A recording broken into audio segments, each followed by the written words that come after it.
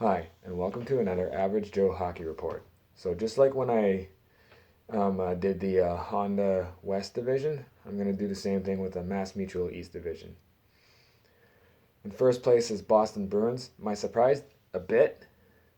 Everybody thought that Boston would miss the playoffs with all their losses, but I was never sold on it. Not once. Not one bit.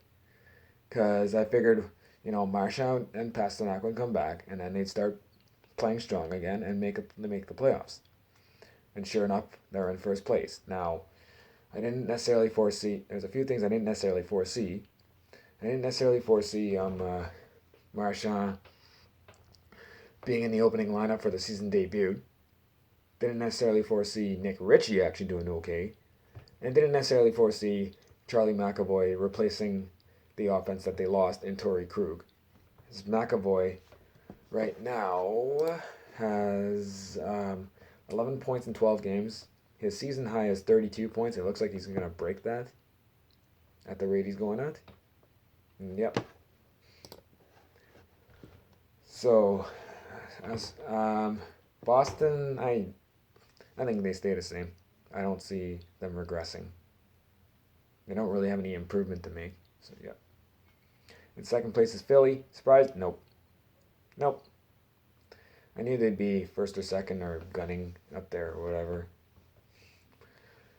And do I see them? How do I see them faring as the season goes on? It's a bit of the same. I can't see them regressing or whatnot. So, yep. In third place, Washington. Surprised? Nope. Nope. I knew Washington would be up there. And sure enough, yep. Do they see them regressing? I don't see them regressing. I think they stay the same. Maybe improve a bit, but I think they stay the same. In fourth, New York Islanders. Surprised? No. I knew they'd be in the middle of the pack. Near it, at least, whatever. Maybe just barely squeak into a playoff spot. Or at least be close to one. How do I think things will happen as the season progresses? I say they stay the same. They stay in the middle of the pack. Still trying to fight off Pittsburgh, which is a bit of a concern, but I think it's to be expected, and I think they'll pull it off. In fifth, Pittsburgh. Surprised? Nope. Pittsburgh did not really have that great of an off season, and the goaltending has not necessarily been good for Pittsburgh, and I knew it's basically been up to the core to and their stars to save them, and they're the reasons why they're still not fighting for a playoff spot at least. Do I see them?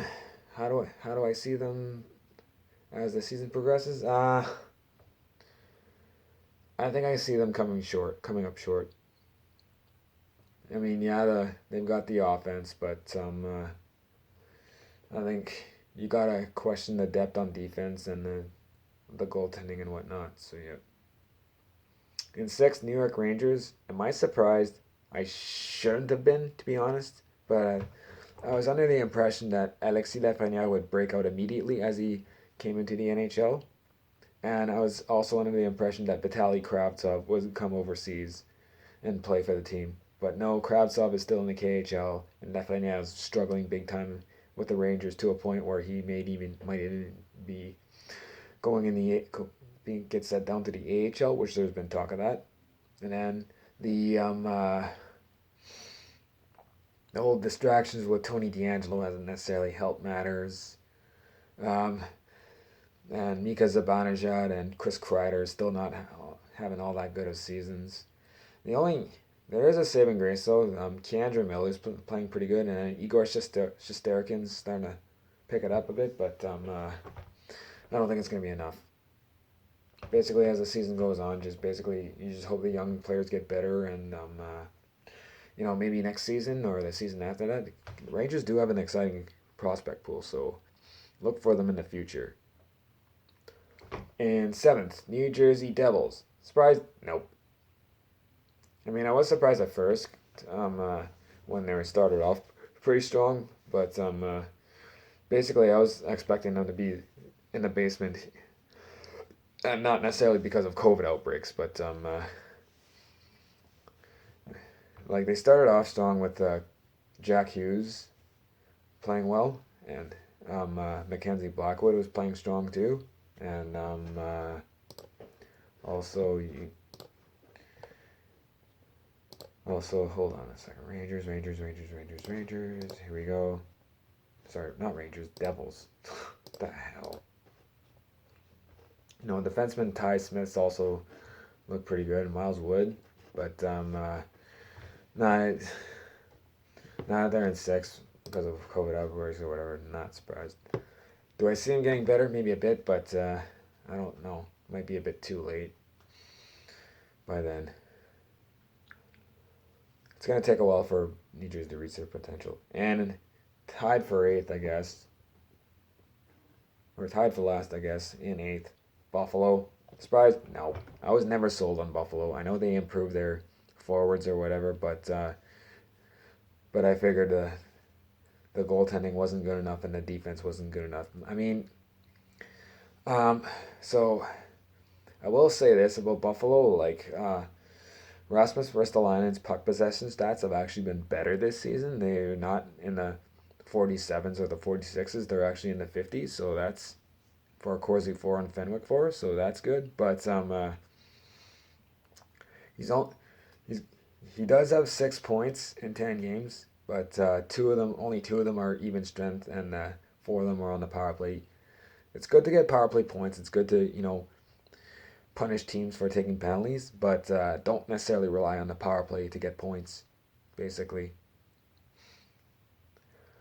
that's just what I have to say about that. The goaltending is what to be expected. Ullmark, has been decent, but not necessarily good enough. And then Hutton's been his usual, just hasn't cut it, basically, not put in good stats and whatnot.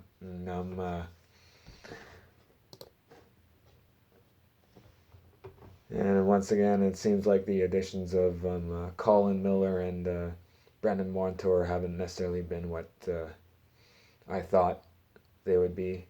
And Rasmus Dahlin, while only being 20, is still once again struggling to progress. I think he'll eventually progress. I'm a big fan of Dahlin.